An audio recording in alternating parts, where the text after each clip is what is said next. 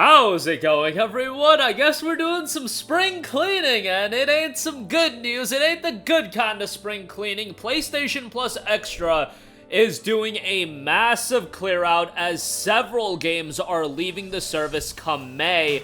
And it's not just like it's 1 or 2, 3 or 4, 5 or 6, 6 or 7 games. No, a whopping 25 games. Yes, 25 games will be leaving the service come May the 21st. Now, to be fair, not every single one of these games are huge titles, but I think that's kind of the novelty of these subscription services, because when it comes to the big games, chances are a lot of you guys own a lot of those games. A lot of the times when you talk about the subscription services, the value comes from the lesser known titles getting added to the service. That's why I think there's a lot of value in Sony adding these lower key day one titles, or just smaller scale day one titles like a Dave the Diver, Tales of Kenzera Zao when that comes out next week, when they added titles like Stray, and so on and so forth. And I do feel like there's quite a lot of value in those titles. But let's go through all 25 of the games, and let's first of all start off with the biggest games, and we'll talk about this more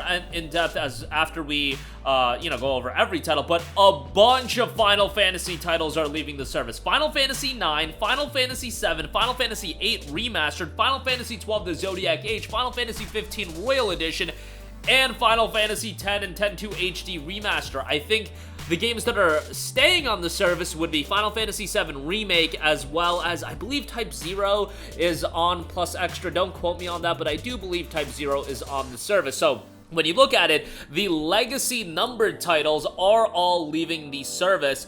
Is Type 0? Yeah, Type 0 HD is on the service, and it's not listed as one of the games that are leaving. Also, World of Final Fantasy, that's leaving as well as far as Final Fantasy titles go. So a lot of Final Fantasy titles being pulled. We'll talk about that more in depth at the end, but that's pretty huge. And Square Enix and PlayStation have had a very strong relationship in terms of enhancing the value of PlayStation Plus Extra. What worries me more than anything about this is, does this mean that the licenses for the other Square Enix games are coming up as well? Again, more on that at the end. But to go over all of the games getting pulled: Abzu, Adrift, How to Survive 2, The Artful Escape, Ashen, Last Stop, I Am Dead, Absolver Downfall, My Friend Pedro, The Messenger, Jotun, Sundered, This Is the Police 1 and 2, Elix, Monster Jam Steel Titans 2, Minute, and then you have Observation leaving as well. A lot of notable titles, even from these smaller scale titles, at least games that I'm aware of: Abzu, Adrift, Ashen, Absolver Downfall leaving the service, My Friend Pedro leaving. That's a pretty big one, as is The Messenger, Jotun, Sundered. Again, and This Is the Police 1 and 2. Elix is kind of a throwaway RPG, but hey, lower scale games and smaller scale games that aren't received the best, sometimes those are perfect in a subscription service, because you're just paying your subscription fee. It's not like you're paying $10, $15 for any of these games.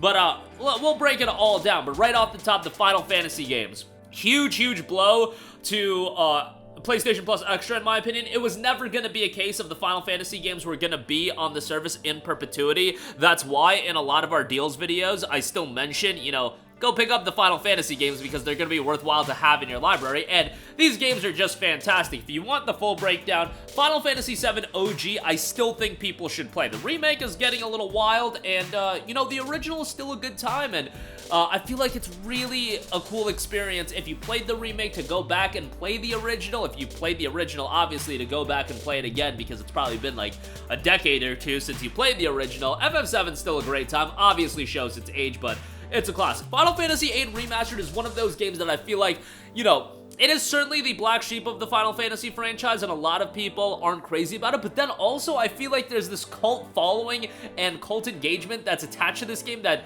the people that like Final Fantasy VIII love Final Fantasy VIII, and I saw that in my comment section recently when I talked about it in a deals video. But yeah, FF8 is a game that some people are really gonna like. Other people aren't crazy about some of the mechanics, and I know narratively, the latter portion of the story gets a little bit of flack, but FF8 is still absolutely worth playing. Final Fantasy IX, again, revered as far as Final Fantasy games go. I don't necessarily rate Final Fantasy IX among my favorite Final Fantasies. For me, I look at 7, I look at 4, I look at 12. I do love Final Fantasy 12. I know a lot of people push back on FF12, but I love Final Fantasy 12. But 9, still a good time. Excited to see if that game does ultimately get remade. And then Final Fantasy 12 getting pulled from the service. Like I said, I love Final Fantasy 12. I thought the game had a strong cast, even though the main character is quite possibly the weakest main character out of a Final Fantasy game. Like, Vaughn is not a great character, but you have characters like Ash, Balthier, but the rest of the cast really does make up for the lackluster character that is Vaughn, unfortunately. And Vaughn's fine. It's just like, as far as Final Fantasy main characters go, you're looking at the Clouds of the world. You're looking at Clive. You know, some really, really iconic characters as far as FF main characters. Even Lightning, I'll throw her in there. I think Lightning's a great character, and Vaughn, I don't really think is up to that part, but what can you do? Final Fantasy 12 still a great game. Final Fantasy 15 getting pulled as well. Final Fantasy 15, I think, is a game that certainly had its issues, narratively, to say the least, but it's still a game I really enjoyed. Maybe a disappointment, for sure. Especially given my expectations leading into the game, but if you just go into it expecting a good open-world action RPG, sizable amount of content, the Royal Edition has all the DLC and bonus content. Actually, it doesn't have all the DLC. You don't have episode Arden in there, but you have the majority of the DLC, and it's a good time to go through. And FF10, 10-2 HD Remaster, that's probably among my mix for favorite Final Fantasies ever as well. FF10's one that I gotta do another playthrough of here shortly.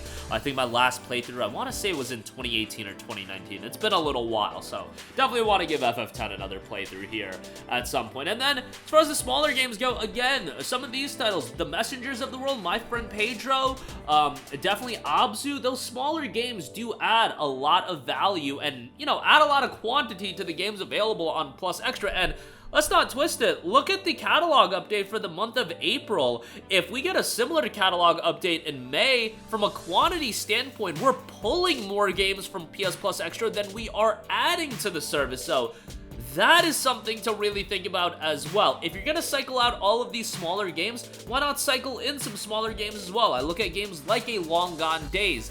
I don't know why I constantly go back to that game, but that's a game that's pretty cool, and nobody played it, so, you know, it would be cool to see it on Plus Extra, but, you know, games of that caliber getting cycled in, or games at that level, it's hard to, like, just off the top of my head, pinpoint what games of that caliber to get added to the service, but I'm sure if I sat down, I could come up with a list of, like, 30 to 40 games that would be cool, smaller scale games to get added into the service that add a little bit of value. And then again, when you look at all these Final Fantasy games getting pulled, that's a significant value getting pulled from the service. Let's not twist it in any other way. Like, those are some notable games, and that coupled with some of those smaller games, this is a huge blow for PS Plus Extra from a catalog standpoint. Like, this is significant quality getting pulled from the service. And while I am happy that May did offer titles like Dave the Diver, Tales of Kinzarazao as Day 1 Plus titles, and that's been something I've been advocating for and something that I've been saying Sony needs to do more of, not asking for your Spider-Man 2s, your God of War Ragnaroks Day 1. I get that they're going to add those games eventually post-launch, you know, a year or two down the line, but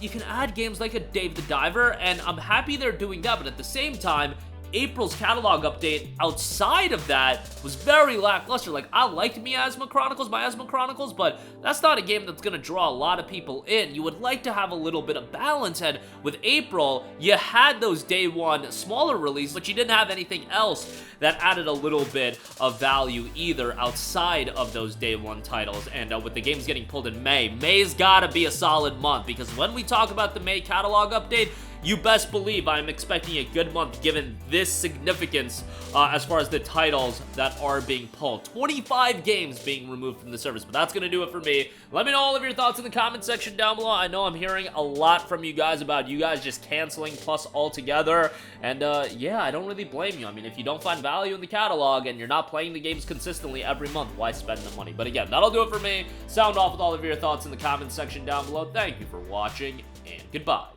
Hey guys, we hope you enjoyed the video, and if you did, make sure to hit the subscribe button, and if you're already subscribed, do us a favor and hit the bell icon. This way you'll be notified whenever we post a new video. That's the best way to keep up with all of our uploads, and we usually try to upload 2 videos a day. And with the bell icon hit, you'll be notified whenever we do upload a video. As always, thanks for watching.